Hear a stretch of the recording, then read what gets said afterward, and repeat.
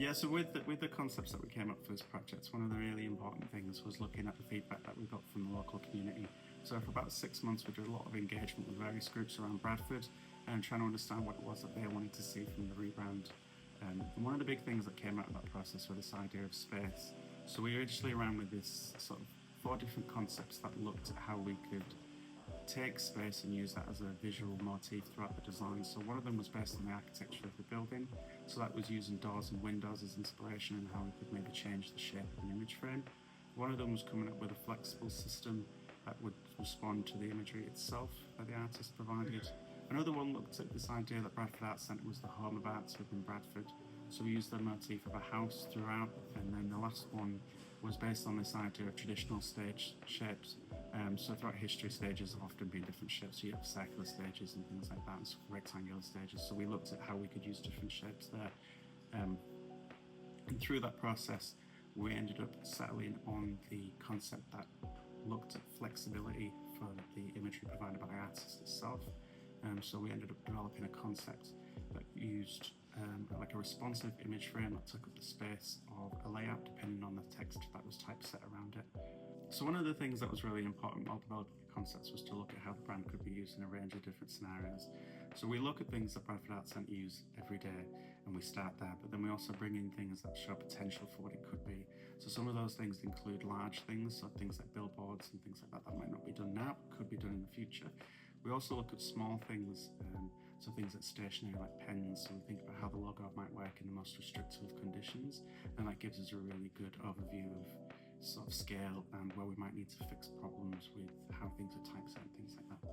So one of the important processes for us as a team internally while we were developing the concepts was to sort of stress test everything. So we designed most of the concepts individually as a team, and then we got together and we presented them to one another. Hopefully the idea was that by not having oversight of what somebody else's concept looked like, is that we would know whether it was something that was immediately understandable to someone who'd not seen it before, and this helps us answer questions and refine those and turn them into something that made sense for everybody. So for the chosen concept, we ended up using the route that was based on the artist's imagery that was sent through, so a really flexible system. So what we did with this, we came up with sort of a set of rules that meant that the image would change size depending on the imagery itself and the text that was typeset around it. So this was putting focus on the artist's names and the name of the production, and then the image would fit the space that was available after that. So it was a really flexible system designed to be easy to be worked with and simple and straightforward for like a wide range of different people with different backgrounds that wanted to produce the posters and assets themselves. With the typefaces that we chose, there was a really important thing that we had to think about, which was the languages that were spoken throughout Bradford. So we really wanted to represent the diverse population of Bradford, where there's 5 or 6 different languages that are spoken quite regularly. So for this, we chose a typeface called Noto, which is designed by Google. Noto is a project that is designed to encompass all of the known languages into one typeface, which is not something that you have with most typefaces available. And we use this primarily for body copy, as that is a section of text that would be potentially translated for different marketing materials, and that meant that we could use languages like Urdu and Polish and things like that.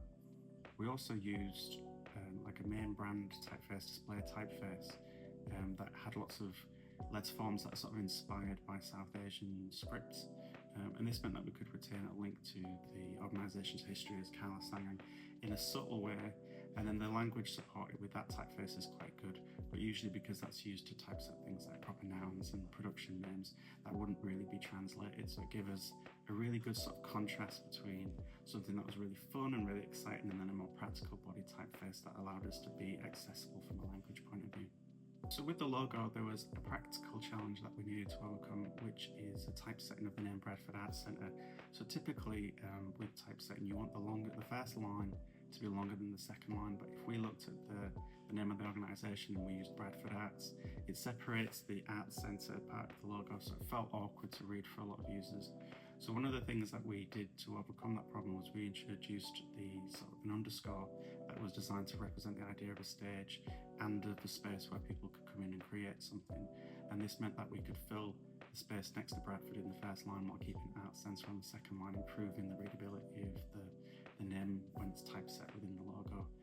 So at our place, accessibility is at the core of everything that we do. So we knew from the brand that we wanted to build it ground up to be accessible. One of the biggest aspects of this was looking at the colour palette. So we have this combination of light and dark colours, where all of the light colours work with the dark colours to meet accessibility requirements. And in total, there's about 10 colours in the palette, and it has about 24 options. So there's a really wide range of sort of different visual styles and combinations that can be used to make the program feel really eclectic, but at no point would that be inaccessible. This was also paired with the ability to select colours from the images and then pair that with black and white. That was whichever was the most accessible in that situation.